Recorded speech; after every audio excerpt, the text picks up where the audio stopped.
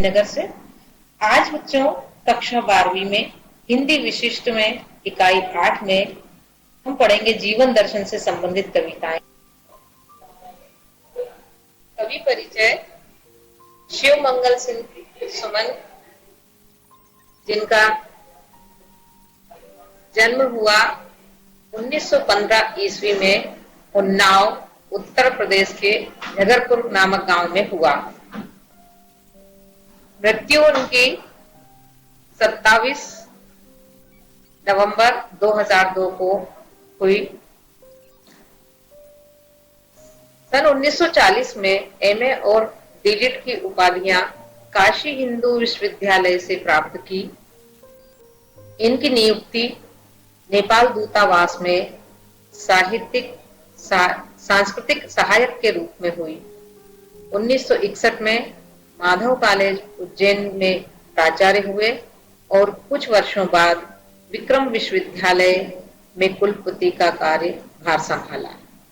इसके बाद उन्होंने साहित्य सेवा में ये रत हो गए। हिंदी काव्य को अमूल्य योगदान देने वाले सुमन जी को देव पुरस्कार, सोवियत लैंड नेहरू पुरस्कार, साहित्य अकादमी पुरस्कार, शिखर सम्मान और भारत भारती पुरस्कार के साथ साथ पद्मश्री और पद्म भूषण से भी नवाजा गया।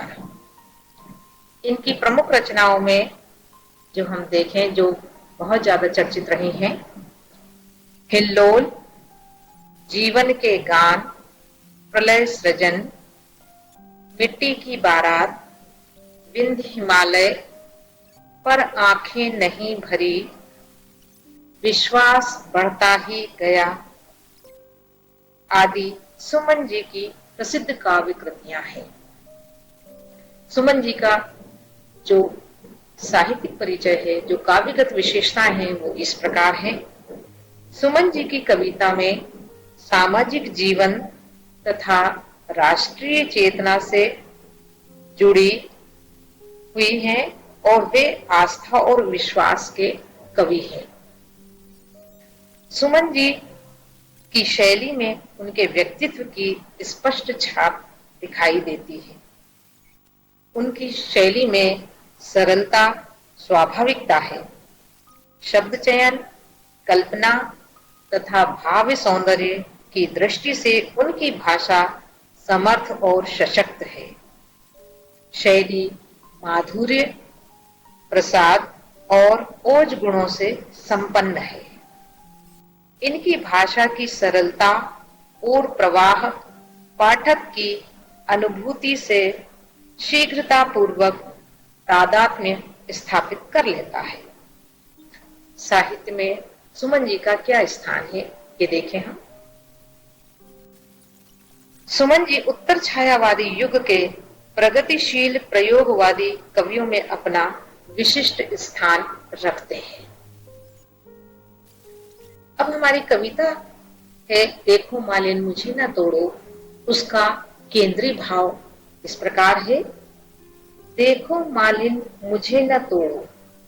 कविता में कवि जीवन और फूल को एक समान स्वीकार करते हैं। जीवन जैसे एक फूल ही है, सौंदर्य और सुगंध को बिखेरता हुआ। मालिन को संबोधित करते हुए वे कहते हैं कि फूल फूल से वह रस लेती है, वैसे ही कवि चेतना जन जन के प्रेम के मधु को एकत्रित करती है। यही चेतना प्रिया बनकर जीवन को विस्तारमय प्रसन्नता भी देती है, तो कभी जीवन में निराशा भी होती है। अब हमारी कविता शुरू होती है, देखो मालिन मुझे न तोड़ो। हम तुम बहुत पुराने साथी, जगती के मधुवन में, दोनों तन मन से कोमल हैं, फूल रहे ग्रह वन में, हम उपवन का तुम जन मन का मधु, कण कण कर जोड़ो, देखो मालिन मुझे न तोड़ो। इसका संदर्भ इस प्रकार है। यह पद्यांश शिव मंगल सिंह सुमन द्वारा रचित कविता देखो मालिन मुझे ना तोड़ो से अवतरित है। प्रसंग है, कवि फूल और जीवन का दार्शनिक भाव व्यक्त कर रहा है। व्याख्या इसकी इस प्रकार है, कवि पुष्प के माध्यम से कहना चाहता है कि बगीचे का पुष्प मालिन को संबोधित करता है कि हम तुम इस संसार के बहुत पुराने मित्र हैं। इस संसार रूपी बगीचे में हम दोनों साथ साथ रहते आए हैं। हम दोनों तन और मन से कोमल और नाजुक हैं। तुम अपने घर में और मैं इस वन में फल फूल रहे हैं। मैं इस बगीचे की मधुरता और तुम संसार के मनुष्यों से अर्थात मानव मन का मधु का एक एक कण एकत्रित कर जन कल्याण के लिए उपयोग करें। इसीलिए हे मालिन तुम मुझे मत तोड़ो। दूसरा अपना पद आता है, हम तुम दोनों में यौवन है, दोनों में आकर्षण, दोनों कल मुरझा जाएंगे, कर क्षण भर मधु वर्षण। आओ क्षण भर हंस खिल मिल लें, कल की कल पर छोड़ो, देखो मालिन मुझे ना तोड़ो। संदर्भ और प्रसंग इस प्रकार है। सुमन जी द्वारा रचित देखो मालिन कविता में यहाँ कहा गया है कि युवा अवस्था क्षणभंगुर होती है, अर्थात कोई भी जीवन, चाहे वो बचपन हो, चाहे युवा अवस्था हो, चाहे वृद्धावस्था हो, ये समय समय के अनुसार धीरे धीरे ढलती जाती है। तो युवा अवस्था भी यहाँ ढल जाती है, उसी का ही क्षणभंगुरता के रूप में वर्णन किया है। व्याख्या देखें इसकी, जीवन और पुष्प दोनों में यौवन और सुंदरता है और दोनों में आकर्षण भी है। दोनों ही कल मुरझा जाएंगे, अर्थात यौवन और सुंदरता समय के साथ साथ क्षीण होते जाते हैं, अर्थात धीरे धीरे ये नष्ट होते जाते हैं। ये दोनों ही क्षणभंगुर है, अतः हम अपने इस यौवन और सौंदर्य का लाभ लें, मतलब इसका उपयोग कर लें। प्रेम रूपी शहद मधु की वर्षा करें, इसलिए आओ क्षण भर के लिए ही सही हंस खेल लें, खिलखिला लें, जीवन सुखपूर्वक व्यतीत कर लें। कल की चिंता मत करो, कल किसने देखा है, इसलिए वर्तमान को खुशी से जी लें। हम पूरा आनंद वर्तमान का ले लें। तात्पर्य यह है कि हम जीवन का संपूर्ण आनंद लें, क्योंकि क्षण भर का भी भरोसा नहीं है।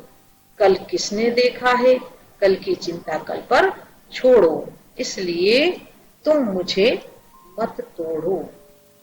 अगला पद अपना आता है, अगली पंक्तियां हैं, जब जग मुझे तोड़ने आता मैं हंस हंस रो देता, जब तुम मुझ पर हाथ उठाती मैं सुधी बुद्धि खो देता। हृदय तुम्हारा साही मेरा, इसको यो ना मरोड़ो, देखो मालिन मुझे ना तोड़ो। संदर्भ और प्रसंग वही है। सुमन जी द्वारा रचित देखो मालिन मुझे ना तोड़ो कविता के माध्यम से पुष्प के बारे में कह रहा है कि कैसे उसको पीड़ा होती है जब कोई उसे तोड़ने आता है। व्याख्या इस प्रकार है, पुष्प कहता है मालिन से कि जब संसार मुझे तोड़ने आता है तो मैं हंसता हुआ रो देता हूं, क्योंकि मुझे कष्ट होता है। जब तुम मुझे तोड़ने के लिए हाथ उठाती हो तो मैं अपने होश हवास खो देता हूं। जैसे कोई तुम्हें कष्ट देता है तो तुम्हारा हृदय टूट जाता है, ऐसे ही मेरा हृदय भी टूट जाता है जब मुझे कोई तोड़कर कष्ट पहुंचाता है। जीवन की तरह पुष्प का हृदय भी कोमल है। वह नहीं चाहता है कि उसे कोई तोड़ मरोड़ कर कष्ट पहुंचाए, इसलिए वह कहता है कि मालिन मुझे मत तोड़ो। अब यहाँ हमारी काव्य पंक्तियां पूरी समाप्त होती हैं। इसका काव्य सौंदर्य इस प्रकार है, जो इसमें विशेषताएं हमें देखने को मिली है वो इस प्रकार है। जीवन और पुष्प का मानवीकरण यहाँ कवि ने किया है। अलंकारों में उन्होंने रूपक, अनुप्रास, पुनरुक्ति प्रकाश का प्रयोग किया है। माधुर्य गुण से भाषा सहज, सरल, सुबोध बन गई है। दूसरी कविता अब हमारी आती है बड़ सिपाही, जिसके कवि हैं विष्णुकांत शास्त्री। इनका भी हम परिचय देखें। विष्णुकांत शास्त्री जी का जन्म 2 मई 1929 को कोलकाता में हुआ और मृत्यु 2005 में हुई। शास्त्री जी 1953 से 1994 तक कोलकाता विश्वविद्यालय के हिंदी विभाग में प्राध्यापक रहे। अवकाश प्राप्त करने के पश्चात वे भारत भवन भोपाल में न्यासी सचिव के पद पर रहे। फिर उत्तर प्रदेश के राज्यपाल पद को भी सुशोभित किया। उनकी रचनाएं इस प्रकार हैं। कवि निराला की वेदना तथा अन्य निबंध, कुछ चंदन की कुछ कपूर की, चिंतन मुद्रा, अनुचिंतन, ये साहित्यिक समीक्षाएं हैं। बांग्लादेश के संदर्भ में ये रिपोर्टाज है। उपमा का कालिदास से ये अनुदित है और जीवन के पथ पर चलते चलते काव्य संकलन है। शास्त्री जी की काव्यगत विशेषताएं देखें तो इस प्रकार है। डॉक्टर शास्त्री जी द्वारा लिखी गई कविताएं जीवन के संवेदनशील क्षणों की भावना प्रधान अभिव्यक्ति है। जीवन में जैसे जैसे मोड़ आते गए, कविता उन्हीं के अनुरूप मुखरित होती गई। भावों के आधार पर कविताओं को राष्ट्रीय विविधा, प्रेरणा व प्यार, भक्ति एवं काव्यानुवाद के रूप में विभाजित किया जा सकता है। शास्त्री जी की भाषा ओजस्वी है। ओज गुण प्रधान शब्दावली का प्रयोग तथा शांत रस में माधुर्य और प्रसाद गुण झलकता है। रूपक, उपमा तथा अनुप्रास की छटा देखने को मिलती है। साहित्य में स्थान, शास्त्री जी को आचार्य रामचंद्र शुक्ल सम्मान, साहित्य भूषण सम्मान, डॉक्टर राम मनोहर लोहिया सम्मान तथा राजश्री टंडन हिंदी सेवी सम्मान प्राप्त हुआ और साहित्य जगत में इनका महत्वपूर्ण स्थान है। हमारी जो कविता है बड़ सिपाही, उसका केंद्रीय भाव इस प्रकार है। कविता में कवि युवकों को विजय के आत्मबल से पूरित कर देना चाहते हैं। उनका मूल मंत्र है कि विजय उन्हीं को ही मिलती है जिन्हें विजय का विश्वास होता है। अर्थात विजय का यही विश्वास जीवन दर्शन बनकर बिगड़ी परिस्थितियों को बदलने की सामर्थ्य रखता है। नाश की भूमि पर नव निर्माण की गाथा लिखने का साहस भी नवयुवक के बढ़ते कदमों में है। वे स्वयं कभी कदम आगे बढ़ाकर पीछे नहीं रखते हैं, और यदि वे ऐसा सोचते भी हैं तो कवि उन्हें शपथ दिलाता है कि वे आगे बढ़कर पीछे ना हटे। कविता की यही प्रेरणा शास्त्री जी की शक्ति और ऊर्जा है। अब हमारी कविता शुरू होती है। बड़ सिपाही। विजय पथ पर बड़ सिपाही, विजय है तेरी सुनिश्चित। लौटती है विजय चरणों पर उन्हीं के जो बड़े हैं। तुच्छ कर सब आपदाएं धर्म पथ पर जो अड़े हैं। विश्व झुकता है उन्हीं के सामने जो है झुकाते। बदल कर बिगड़ी परिस्थिति हो अभय जय गीत गाते। बड़ संभल कर बन उन्हीं सा, प्राप्त कर तू फल अभिप्सित। विजय है तेरी सुनिश्चित। बड़ी उत्साहवर्धक कविता है ये, जिसका संदर्भ इस प्रकार है। प्रस्तुत पद्यांश विष्णुकांत शास्त्री द्वारा रचित बड़ सिपाही से अवतरित है। प्रसंग में कवि ने नव युवकों का आह्वान किया है तथा प्रगति पथ पर बढ़ने वालों की विजय निश्चित है, ये वो बताना चाहते हैं। व्याख्या में देखें,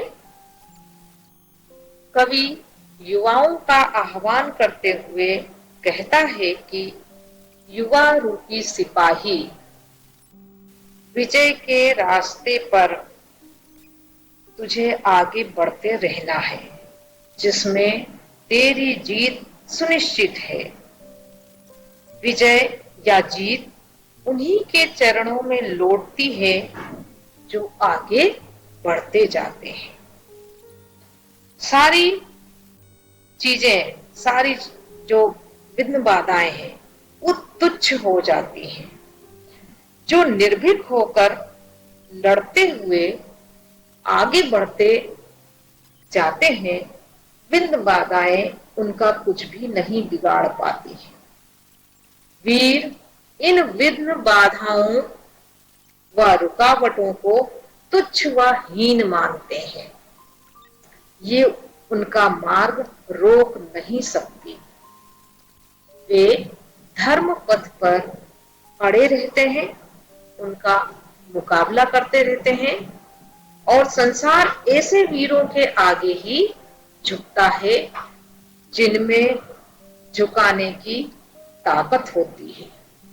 वो बिगड़ी हुई परिस्थितियों को बदल देते हैं और विजय प्राप्त करते हैं, और विजय के गीत गाते हुए चलते जाते हैं। संभल कर आगे बढ़ने पर अपने अंदर साहस, उत्साह धारण करके बढ़ोगे तो अपनी वांछित या इच्छित वस्तु को भी प्राप्त कर सकते हो, अर्थात विजय को प्राप्त कर सकते हो। अगला पद है, दे रहे आह्वान तुझको मत होकर मेघ काले। उठ रही झंझा प्रबलतम जोर इनका आजमा ले। शपथ तुझको जो हटाया एक पग भी आज पीछे। प्रण में भर अटल साहस खेल ले इनको खिला ले। नाश की पट भूमिका पर सृष्टि का कर चित्र अंकित। विजय है तेरी सुनिश्चित। संदर्भ और प्रसंग उसी प्रकार है कि शास्त्री जी द्वारा रचित कविता बड़ सिपाही से ये पद्यांश लिया गया है और इसमें युवाओं को आगे बढ़ने की प्रेरणा दे रहे हैं। व्याख्या में कवि कहता है कि आकाश के काले काले बादल तुझे प्रोत्साहित भी कर रहे हैं, आपदाओं के काले बादल चुनौती भी दे रहे हैं। तेरे सामने संकट रूपी आंधी और तूफान का बवंडर चल रहा है, इनका डट कर मुकाबला कर और अपने साहस और बल को परख ले। इन विपत्तियों के आगे तुझे झुकना नहीं है। तुझे सौगंध है कि तू एक कदम भी पीछे मत हटाना, डर कर पीछे मत हटना। अपने प्राणों में अटल साहस, अपार शक्ति भरकर इनके साथ युद्ध का खेल खेल ले और इन पर विजय प्राप्त कर ले। तू विनाश के वस्त्र पर नए सृजन का चित्र बना दे, अर्थात नव निर्माण कर दे, नई सृष्टि का चित्रांकन कर दे। इसमें तेरी जीत सुनिश्चित है। अगला पद्यांश अपना आता है बड़ सिपाही का ही। छोड़ देंगी मार्ग तेरा विघ्न बाधाएं सहम कर, काल अभिनंदन करेगा आज तेरा समय सादर। गगन गाएगा गर्व से तेरी कहानी, वक्ष पर पद चिन्ह लेगी धन्य हो धरती पुरानी। कर रहा तू गौरवोज्वल त्यागमय इतिहास निर्मित, विजय है तेरी सुनिश्चित। संदर्भ और प्रसंग उसी प्रकार है।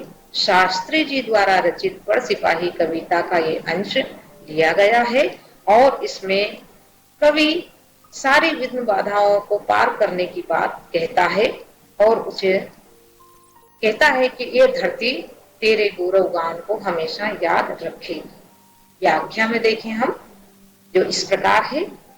कवि कहते हैं कि यदि तुम विपरीत परिस्थितियों का डटकर मुकाबला करोगे तो सारी विघ्न बाधाएं तुम्हारे रास्ते से डरकर हट जाएंगी, तुम्हारा मार्ग प्रशस्त हो जाएगा और मृत्यु भी डरकर तुम्हारा स्वागत करेगी, अर्थात समय तुम्हारा सम्मान करेगा।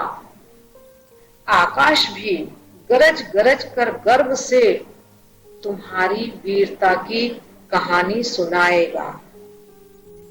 पुरानी धरती भी तुम्हारे गौरवपूर्ण कार्यों के पद चिन्हों को अपने वक्ष स्थल पर अंकित कर अपने आप को धन्य समझे, अर्थात गौरवान्वित होगी, जिसका अनुसरण युगों युगों तक होता रहेगा।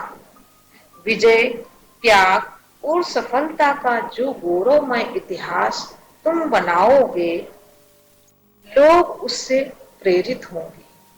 हे वीर योद्धा, तुम्हारी जीत निश्चित है। इस कविता का काव्य सौंदर्य इस प्रकार है। जो इसमें विशेषताएं हमें देखने को मिली है वो ये है। वीर रस से ओतप्रोत ये कविता है जिसमें हमारे मन के अंदर वीरता का भाव जागृत होता है। अलंकारों में देखें तो अनुप्रास अलंकार की छटा यहाँ पर आई है। भाषा सरल व स्वाभाविक लिए